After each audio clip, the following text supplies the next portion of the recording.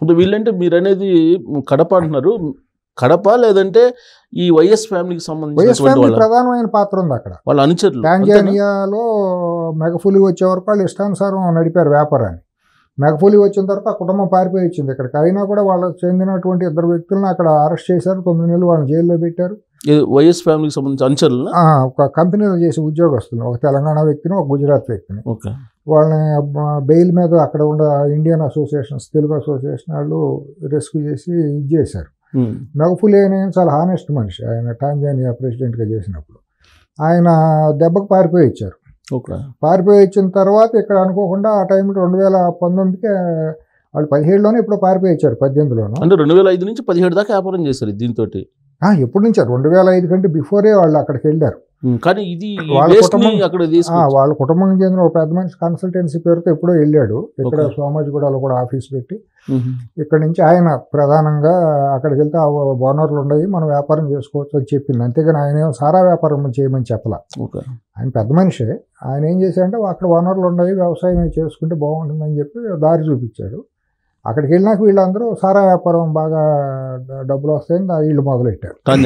Tanzania అన్ని కంట్రీలు, Africa countries మొత్తం, republic of Congo, ఇవన్నీ కూడా చాలా పేర్లు ఉన్నాయి దేశాల పేరు, అన్ని చిన్న చిన్న ఇవన్నీ కూడా అక్కడ విశృంఖలంగా వీళ్ళు సారా వ్యాపారం చేశారు. తర్వాత రిగ్గులతో కొంతమంది వెళ్ళి రిగ్గులు వ్యాపారం చేసుకుని అక్కడ బోర్లు వేసుకుంటే కొంతమంది బాగా ఇదయ్యారు.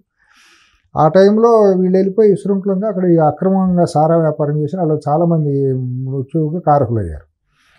ఆ పారిపోయి వచ్చిన వాళ్ళు 2019లో అనుకోకుండా చేతిలో అధికారం రాగానే ఆ మోడస్ ఆపరాండి అక్కడ రకరకాల నోరు తిరగని రకరకాల పేర్లతో ఇక్కడ బ్రాండ్లు తయారు చేసుకుని జీరోలో వ్యాపారం చేశారు. ఇప్పుడు మీకు కూడా తెలుసు, ఆంధ్రప్రదేశ్లో 1924 మధ్య జరిగిన లిక్కర్ వ్యాపారం అంతకుముందు 14-19 మధ్య జరిగిన ₹100 క్వార్టర్ ఉంటే 200 రూపాయలు చేశారు. దానికి ఏం చెప్పారంటే ఎక్కువ రేటు పెడితే తాగడం తగ్గిస్తారు కాబట్టి మేము రేటు పెంచుతున్నాం అన్నారు. పెంచి బయట అమ్మిందేమో జీరోలో అమ్మారు. అక్కడ గవర్నమెంట్కి సంవత్సరానికి 20,000 కోట్లు ఎంతో అక్కడ లిక్కర్ ఆదాయం ఉంటుందని సబ్జెక్ట్ కరెక్షన్ టోటల్ ఏదో ఉండేది మొత్తానికి. మరి ఆ ఇన్వాయిస్ అక్కడ అకౌంట్ ఫర్ అవ్వాలిగా గవర్నమెంట్కి. అమ్మిన లిక్కర్ హెడ్లో నుంచి డిస్టిలరీల ద్వారా వెళ్ళింది 20,000 కోట్లు పెరుగుతుంది కదా సహజంగా. 5 ఏళ్లలో 25, 30, 25, 30 పెరగాలి కదా. అదేమి లేదు, మొత్తం సాఫ్ట్వేర్ మొత్తాన్ని ధ్వంసం చేసేసి అక్కడ మొత్తం వ్యాపారాన్ని జీరోలో చేశారు. నాకు తెలిసి నాకున్న ఇన్ఫర్మేషన్ ఏంటంటే సబ్జెక్టు కరెక్షన్, సంవత్సరానికి 32,000 కోట్ల రూపాయలు ఆ కుటుంబానికి పెట్టకి వెళ్ళింది అని. ఓన్లీ కమిషన్ రూపంలో ఒరిజినల్గా అమ్మింది కాకుండా అంటే గవర్నమెంట్కి జమ అయింది కాకుండా 32,000 గవర్నమెంట్కి ఎంత జమ అయింది అనేది కూడా ఇవాళ దాని అది పెద్ద స్కామ్. భారతదేశంలో అతిపెద్ద స్కామ్. మీరు చెప్పేది ఏడాదికి 32,000 కోట్ల రూపాయలు. 25,000 కోట్లు అయితే ఆడుకు మధ్యలో ఉన్న రాజ్ కసిరెడ్డి అనే అతనికి 6,000 నుంచి 12,000 కోట్లు లాభం జరుగుతుంది. కాదు మాకు కూడా అది మొత్తం ఇవ్వాల్సిందేనని వీళ్ళు అడిగారని. 25 పైన 31, 32కి ఇలా సెటిల్ అయిందని పైన చేరు సాగుమాన లెక్కన. మొత్తానికి ఎట్టాన కానీ 1,25,000 నుంచి 1,50,000 కోట్ల రూపాయలు ఆ ఒక్క లిక్కర్లోనే వెళ్ళింది అనేది బయట క్లోజ్డ్గా ఉన్నటువంటి కొంతమంది ఫైనాన్షియల్ అనలిస్టులు ఉంటారు కదా, ఎకనామిక్స్ తెలిసిన వాళ్ళు, మీలాంటి సీనియర్ జర్నలిస్టులు కానీ మాలాగా ఉండే బుద్ధిజీవులు ఏదో ఆలోచించే వాళ్ళం ఉంటాం కదా. అందుతో గట్టి సమాచారం కనీసం 25,000 కోట్లు ఏడాదికి అంటే 1,00,000 కోట్లు 5 సంవత్సరాలు 1,25,000 నుంచి 1,50,000 కోట్ల రూపాయలు ఆ ఇంటికి చేరింది, తాడేపల్లి ఇంటికి. ఇది జగమెరిగిన సత్యం కాదని వాళ్ళు ఎట్లా ప్రూవ్ చేస్తారంటే సాఫ్ట్వేర్నే లేపేశారు, అంతా జీరోలో అమ్మారు క్యాష్. అక్కడ పేటిఎంలో కూడా ఎక్కడా లేదు, వచ్చిన ఈ కామర్స్లో కూడా ఎక్కడ పెట్టలేదు కదా షాపుల్లో, అంత క్యాష్ అండ్ క్యారీ. మీరు అబ్జర్వ్ చేస్తుంటారు సిట్ నెలకి 70 నుంచి 80 కోట్ల రూపాయలు తప్పండి అని చెప్పి సిట్ అనేది చెప్పేది. ఇవాళ కూటమి ప్రభుత్వంలో సిట్ చెబుతున్న లెక్కలన్నీ కూడా నవ్వులు పాలవుతుంది. అందుబాటులో ఉన్న ఇన్ఫర్మేషన్ అది. ఇప్పుడు పురంధేశ్వర్ గారు కేంద్ర హోంమంత్రి అమిత్ షా గారికి లేఖ రాశారు కదా 40,000 కోట్ల రూపాయలు జరిగిందని. ఆవిడ మరి ఒక ఎంపీగా ఒక బాధ్యతయుతమైన బీజేపీ రాష్ట్ర అధ్యక్షురాలుగా రాసింది, మరి తప్పు రాయరు కదా. చంద్రబాబు నాయుడు గారు పవర్ పాయింట్ ప్రెజెంటేషన్ చేశారు కదా, తప్పు రాయరు కదా. రఘురామ కృష్ణరాజు గారు ఢిల్లీలో ఉండి స్కామ్ జరుగుతున్న తీరంతా కూడా రచ్చబండ పేరుతో ఆ రోజు ఎక్స్పోజ్ చేశారు కదా. ఫస్ట్ ఆయన ఎక్స్పోజ్ చేసింది అక్కడి నుంచి వచ్చింది కదా, వీళ్ళందరూ మాట్లాడారు కదా. వీళ్ళందరిది కాకుండా 3,000 కోట్లని మాట్లాడటం సిట్ వాళ్ళు.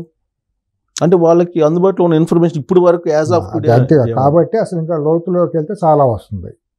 ఇప్పుడు వాళ్ళకి ఏంటంటే డిస్టిలరీల దగ్గర ఇండెంట్ ఉంటుంది, వీళ్ళు మొలాస్ ఎంత కొన్నారు, ఎంత తయారు చేశారు అనేది ఎవ్రీ ఇయర్ ఆడిట్లు జరుగుతాయి కదా. ఇన్ని వేల టన్నులు మొలాసిస్ ఇన్ని లీటర్లు కొన్నామని, ఇన్ని లీటర్లకి ఎంత అమ్మామని ఇది లెక్క ఉండాలిగా. ఆ లెక్క ఏమీ లేదు. ఎవ్రీ ఇయర్ దాన్ని జీరోలో చేసేసి ముడి పదార్థం అసలు లెక్కలేదు, ముడి పదార్థం లేదు, ఫైన్ ప్రోడక్ట్ బయటకి సప్లై చేసింది, గవర్నమెంట్కి సప్లై చేసింది ఎక్కడా లేదు. విశృంఖలంగా అమ్మేశారు. ఇది కాకుండా గంజాయి వ్యాపారంతో చేసింది అది 1 లక్షల కోట్లో ఉంటుంది. ఉత్తరాంధ్రలో మన్యం ప్రాంతంలో గంజాయి పండించి గంజాయి ద్వారా స్మగ్లింగ్ చేసింది కూడా ఆ రాయలసీమ ప్రాంతానికి చెందినటువంటి వాళ్ళే. వాళ్ళు తీసుకొచ్చి ఇక్కడ ప్లాంటేషన్ వేయించడం, దాన్ని కొనటం, వీళ్ళే కొనటం, అక్కడ ట్రైబల్స్కి డబ్బులు పెట్టి పెట్టుబడులు పెట్టి గంజాయి తోటలు వేయించి డ్రిప్ ఇరిగేషన్లు పెట్టించి. అంటే రాయలసీమ ప్రాంతానికి సంబంధించి ఈ ఫ్యామిలీ అనుచరులు అంతే. ఇంకా అంతమించి రాయలసీమ అంటే అందరూ ఎందుకు వెళ్ళగలరు అక్కడికి? ఆ కుటుంబానికి సంబంధించిన వాళ్ళు వాళ్ళకి ఇదిగా ఉండేవాళ్ళు, అనుచరులుగా ఉండేవాళ్ళు, వాళ్ళకి మజిల్గా ఉండే లంపెన్ ఎలిమెంట్స్ ఉంటాయి కదా వాళ్ళు వెళ్ళిపోయి అక్కడ కడప జిల్లా నుంచి ఎక్కువగా ప్రాంతంగా రాయలసీమ నెల్లూరు ప్రాంతాలకు చెందినటువంటి వాళ్ళు ఉత్తరాంధ్రకి వెళ్ళి అక్కడి నుంచి గంజాయిని శ్రీలంక లాంటి దేశాలకి రకరకాలుగా ఇతర దేశాలకు పంపించారు. ఇదంతా బహిరంగ రహస్యం. కొన్ని ఫిగర్స్ ఎందుకు బయటకు రావంటే బయటకు తెలిసిన తర్వాత ప్రజల్లో మరి ఒక శాంతి భద్రతలే కాకుండా ఒక నైతిక కట్టుబాట్లు కూడా తెగిపోకూడదు కదా.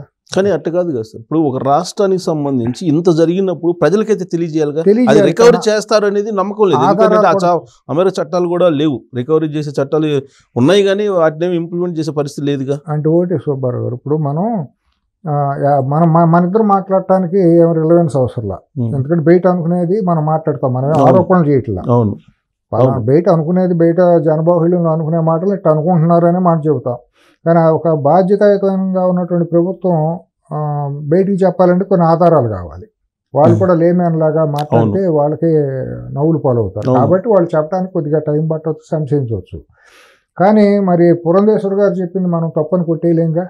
మరి ఆవిడ ఒక హేతుబద్ధమైన ఒక ఆధారాలు ఉంటేనే కదా ఆవిడ డెఫినెట్ గా ఖచ్చితంగా ఆవిడ పర్సనాలిటీకి జనరల్ గా అనుకున్న ప్రొఫైల్ చూస్తే కనుక డెఫినెట్ గా ఎంతకంత ఇన్ఫర్మేషన్ ఉంటే అని చెప్తారు. ఆవిడ మరి పరువు ప్రతిష్టలు కలిగిన ఆవిడ కదా, ఆవిడే మరి తప్పు మాట్లాడరు కదా. రఘురామకృష్ణరాజు గారు కూడా ఆ రోజు ఎంపీగా మాట్లాడారు కదా హౌస్ లో. మరి ఆయన ఒక పార్లమెంట్ సభ్యుడిగా ఉండి మాట్లాడారు, పవర్లో ఉండి మాట్లాడారు. మరి ఏమీ లేనప్పుడు ఆ రోజు ప్రివిలేజ్ మోషన్ మూవ్ చేయొచ్చు కదా. వీళ్ళ దగ్గర ఏమీ లేదు, ఆ తప్పుడు ఆరోపణలు అన్నప్పుడు చేయలేదు కదా. పురంధేశ్వర్ గారు రాసినప్పుడు కాదు అని చెప్పి ఖండించలేదు కదా ఎవరు వైసీపీ వాళ్ళు. కాబట్టి ఏదో ఉంది, అక్కడ ఉంది. కానీ బయట ఉన్న ఫిగర్ కూడా ఇంకెక్కువ. పురంధేశ్వర్ గారు చెప్పిన ఫిగర్ కంటే 3 రెట్లు ఉంటుంది. ఇవన్నీ అసలు ఎలా ఆపరేట్ చేశారని మీకు అవగాహన ఉంది? ఇదే కాకుండా రైస్ సరే, బంగారం సంబంధించి డబ్బులు, బంగారం ఇప్పుడు ఇది వీళ్ళే ఎంత దోషేస్తే వీళ్ళకి అనుచరులుగా ఉన్నటువంటి ఐఏఎస్లు ఐపీఎస్లు చేసిన దోపిడీ ఇంకా వర్ణాతీతం. వాళ్ళందరూ హైదరాబాద్లో కూర్చొని ఇక్కడ డైమండ్స్ గోల్డ్గా కన్వర్ట్ చేసుకుని అక్కడ తీసిన కరప్షన్ డబ్బునంతా కూడా అప్పుడు సీఎంకి దగ్గరగా ఉన్నటువంటి ధనంజయ రెడ్డి ఇక్కడే శ్రీనగర్ కాలనీలోనే ఉండేవాడని, ఇక్కడే ట్రాన్సాక్షన్స్ అని డైమండ్స్ గోల్డ్ రూపంలో జరుగుతున్నాయి అనేది అప్పుడే వచ్చింది. మన 1924 మధ్య చాలా ఆరోపణలు వచ్చినాయి. ఆ క్రమంలోనే అక్కడ విజయవాడ ఎయిర్పోర్ట్లో బంగారం పట్టుకున్నప్పుడు అదేదో బయట సోషల్ మీడియాలో మాట్లాడినందుకు తీసుకెళ్ళి ఒక సీనియర్ జర్నలిస్ట్ నేను తెలుగుదేశం పార్టీకి సంబంధించినటువంటి ఒక వ్యక్తిని తీసుకెళ్ళి చిత్రహింసలు చేశారు. ఇప్పుడు దొంగతనం అనేది ఎన్ని రోజులు దాయలేం కదా సుబ్బారావు గారు, ఎప్పుడోసారి బయటపడుతుంది కదా, అది ఎప్పుడు ఆగదు, నిజం ఎప్పుడోసారి వస్తుంది. ఆ రోజు ఏమీ లేదని మీడియా మొత్తం మాట్లాడటానికి కూడా ఇచ్చేయలేదు. తర్వాత ఇప్పుడు అన్నీ బయటకు వస్తున్నాయి. అన్నీ కూడా 400 కోట్ల రూపాయల గోల్డ్ చేశాను. నేను సుప్రీంకోర్టులోనే వాదించారు కదా, అది ఎవిడెన్స్ వాదించారు కదా. నేనేమనుకుంటానంటే ఒకసారి చంద్రబాబు గారు కూడా అన్నీ మాట్లాడితే ఏమంటానని, లేదా మహిళల గురించి మాట్లాడితే ఏమన్నా యాంటీ సెంటిమెంట్ అవుతుందని భయమో ఏదో ఉంది మొత్తానికి. ఆ రోజు ఒక మహిళ గురించి మాట్లాడితే ఏమన్నా అయిపోతుందేమో, లేనిపోయింది, వాళ్ళు అన్నిటికీ రోడ్డు ఎక్కుతారేమో అన్నట్టు ఉంది. వాళ్ళు ఏంటంటే అన్నీ ఇడిసేసారండి, దేనికైనా సిద్ధం. అసలు వాళ్ళకి సిగ్గుసారం ఏమీ లేదు. అప్పుడు అయ్యో పాపం అనేది కూడా మీరు